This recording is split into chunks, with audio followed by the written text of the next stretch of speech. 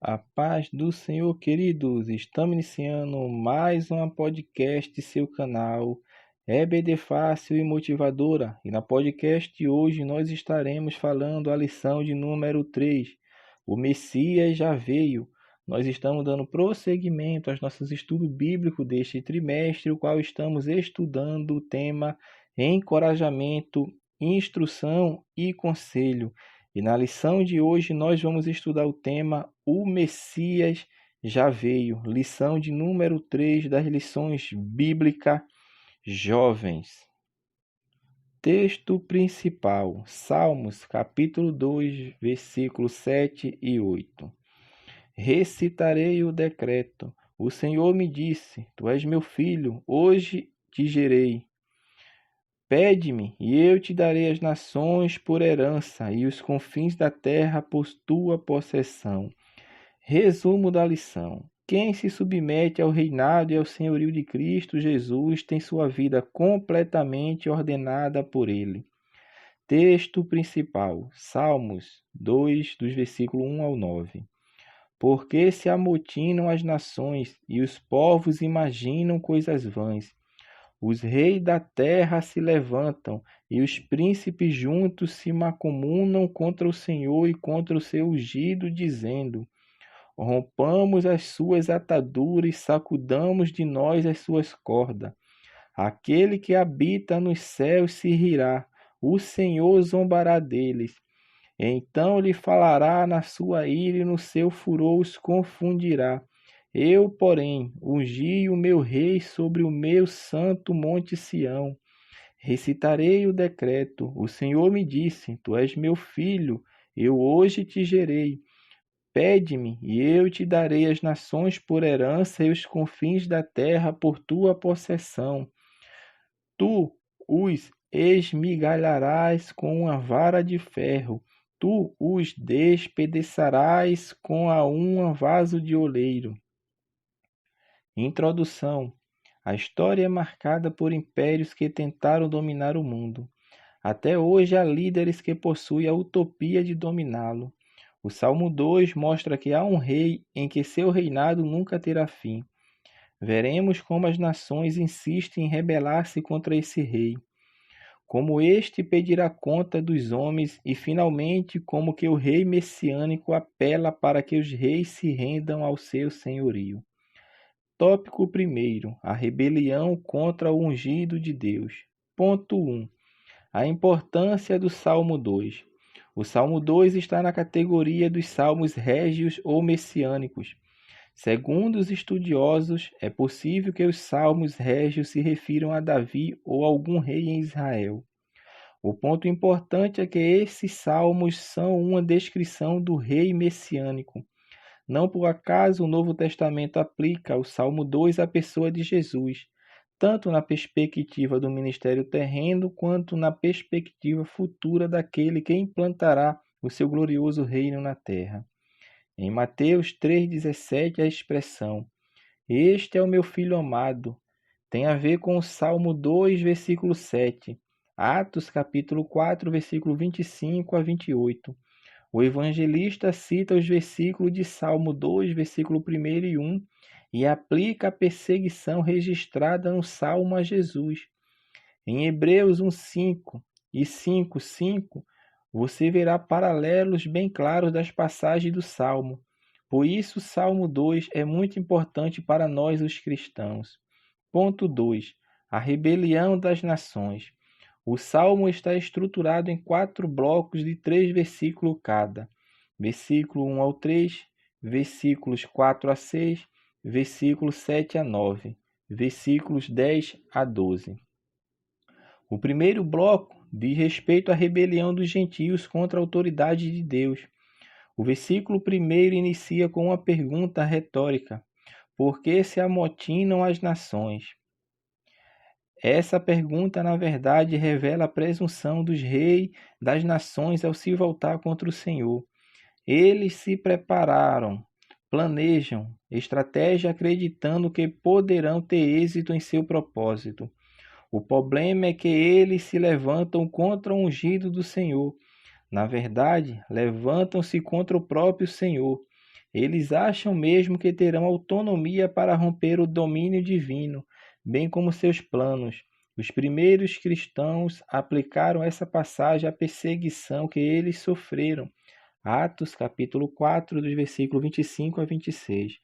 No contexto do Novo Testamento, o Senhor Jesus é ungido, o Cristo de Deus, acima de todo principado, poder, potestade e domínio. Efésios capítulo 2, dos versículos 20 a 21. Rebelião contra Deus é tolice. Ponto 3. Há uma lição muito preciosa nestes primeiros versículos. Se uma pessoa não servir ao Senhor Jesus e praticar o seu ensino, servirá a outro segundo a sua filosofia. Mateus 6, versículo 24. Não tem como escapar. Liberdade longe de Deus é uma completa ilusão. Infelizmente, quando alguém se rebela contra o Altíssimo, deixando de seguir seus valores, tal pessoa passa a seguir uma série de falsidades e ilusões. Ora, os valores de Deus são eternos, bons e verdadeiros.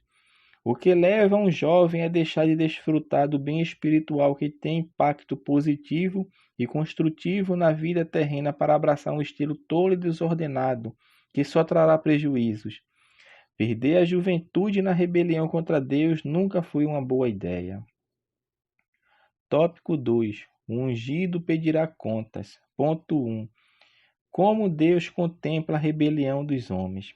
No versículo 4, temos uma resposta de Deus no tom de desprezo e escárnio, típicas expressões da natureza humana.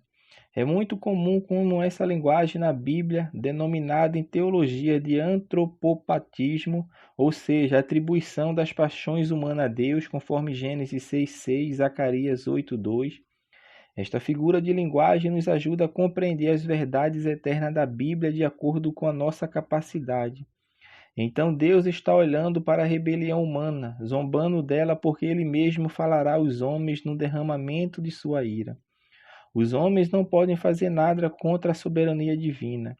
Deus ungiu seu rei sobre o monte Sião, isto é, o monte de sua santidade, onde está o santo templo.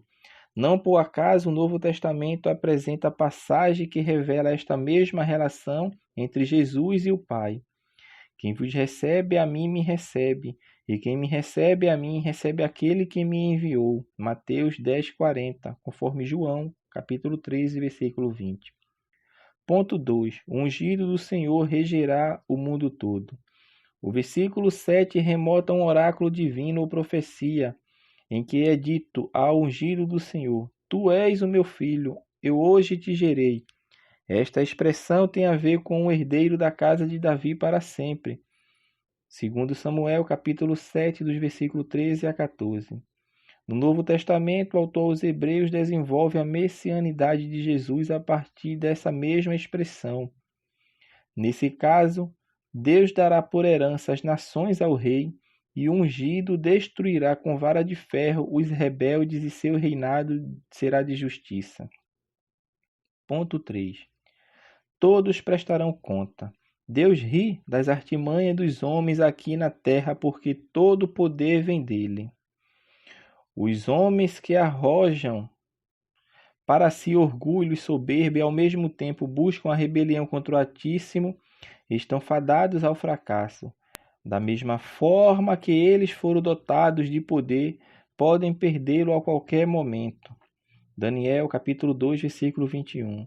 Por isso precisamos andar em humildade e mansidão, como Jesus ensinou. Mateus 11, 29. A soberba e a arrogância humanas só levam ao caminho de perdição. A palavra de Deus mostra com clareza que, seja quem for, um dia todos estaremos diante do juiz para prestar contas de todas as nossas ações.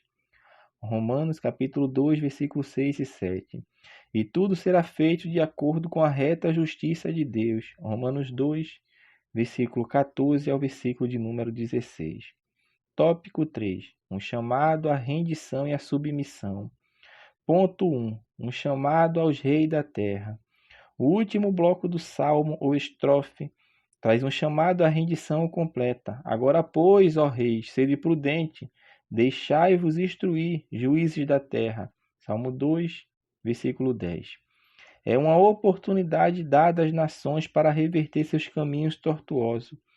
Esse chamado lembra muito o convite de sabedoria que lemos no livro de Provérbios. Provérbios capítulo 9, versículo 10. Ademais, o chamado também é para servir a Deus com temor e tremor. Por isso a Bíblia diz que o temor do Senhor é o princípio do saber. Ponto 2. Se curvando ao Filho. Aquele que se arrepende da rebelião contra Deus e seu ungido deve se submeter ao Altíssimo e ao seu Filho. Beijai o Filho. É uma homenagem de submissão ao senhorio do Filho. Quem assim proceder será poupado da ira vindoura. Por isso é feliz e realizado quem se refugia e confia no Filho. Assim o Salmo encerra exatamente com o convite de cultivar a confiança no ungido do Senhor. O Novo Testamento nos orienta a olhar para Jesus, autor e consumador da fé. Hebreus 12, 2. Ponto 3. Jesus é Rei e Senhor? De maneira geral, o Salmo nos ajuda a refletir a respeito da completa rendição e submissão a Jesus. No mundo de hoje, submeter-se e render-se a Jesus não é um desafio fácil. Isso significa fazer dele o rei do nosso coração. Aqui é o que acontece a verdadeira batalha, quando Jesus deve ser o rei do nosso pensamento, do nosso sentimento e da nossa vontade. 2 Coríntios capítulo 10, versículo 5. Quando nosso Senhor se tornar rei do nosso mundo interior, o mundo exterior é completamente ordenado. Entretanto, quando ele não é rei da nossa vida interior, a exterior fica completamente desordenada. Por isso, o Salmo nos ajuda a refletir a respeito de não lutarmos mais contra o reinado de Jesus em nós. Deixemo-lo reinar. Então seremos verdadeiramente livres. Conclusão. O Salmo 2 tem uma ligação muito profunda com o reinado messiânico do Senhor Jesus. Ao longo dos séculos, os cristãos sempre leram esse salmo com vista ao reino messiânico do Senhor Jesus. Haverá um tempo em que o reino do Senhor será plenamente estabelecido neste mundo. Todavia, ele pode ser experimentado agora por meio do reinado de Cristo em nossos corações. É tempo de deixar Jesus reinar dentro de nós.